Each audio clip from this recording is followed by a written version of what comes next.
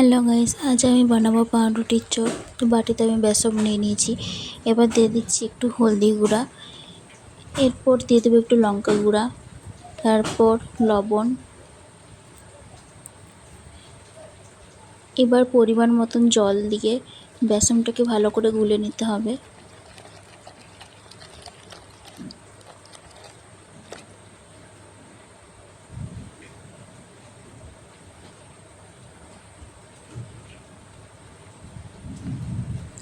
বেসনটা আমার গোলা হয়ে গেছে।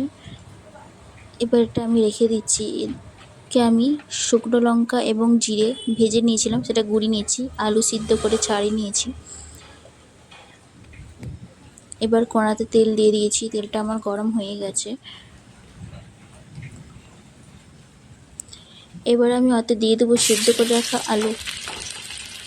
আলুগুলোকে একটু ভেজে নেব।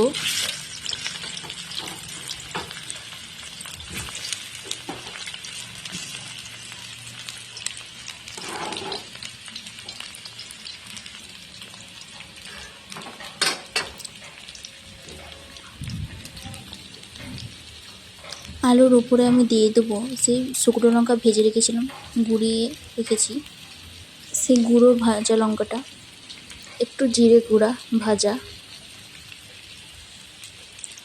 এটাকে এবার নেড়ে নিতে হবে। পরিমাণ মতন লবণ দিতে হবে।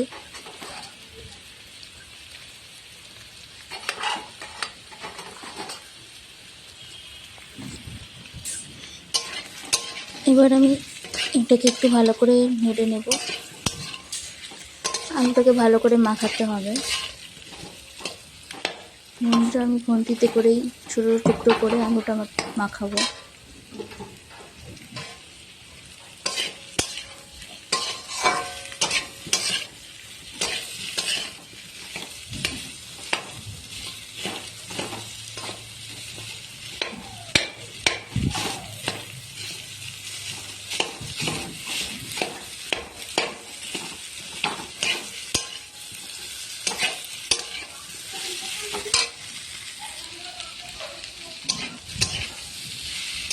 বন্ধুরা, আলুটা ভালো করে মাখিয়ে নিতে হবে।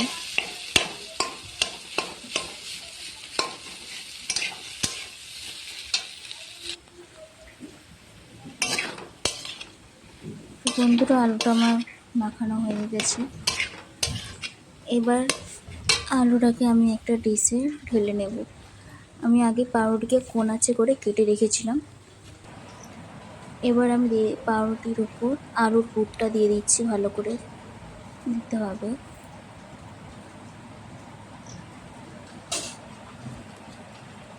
দিয়ে আলুর পুরের উপরে পাউরুটিটা আবার দিয়ে দিচ্ছি আমি, কেটে রাখা পাউরুটি। এইভাবে আমি সবগুলো করেছি।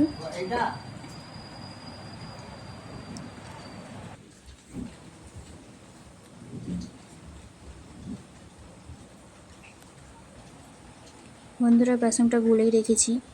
কড়াতে আমি তেল দিয়ে দিয়েছি, তেলটা গরম হয়ে এসছে। এবার আমি পাউরুটিকে বেসনে ডুবাবো। দু পিঠ ভালো করে ডুবিয়ে নিতে হবে।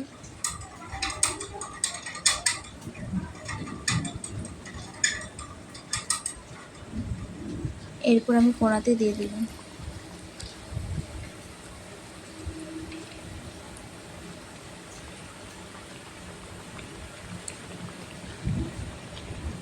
বন্ধুরা, পাউরুটিকে এবার একটু উলটপালট করে নিতে হবে।